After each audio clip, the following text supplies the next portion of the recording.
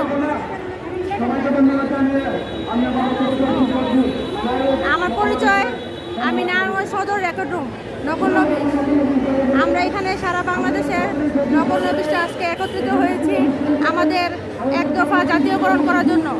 আমরা দীর্ঘদিন যাবৎ ধরে অনেক অবহেলিত, আমরা অনেক রাতে দিনের পর দিন রাতের পর রাত আমরা পরিশ্রম করে আমাদের সেই পারিশ্রমিক পাই না।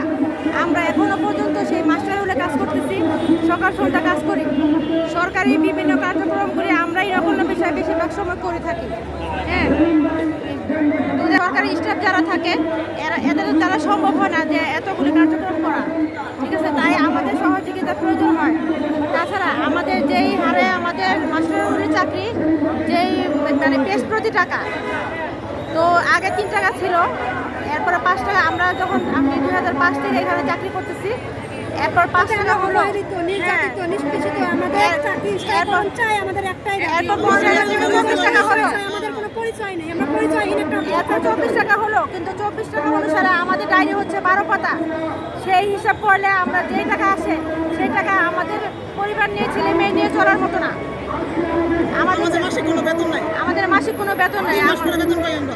আমাদের ছেলে মেয়ের লেখাপড়া আছে, তারপরে এবার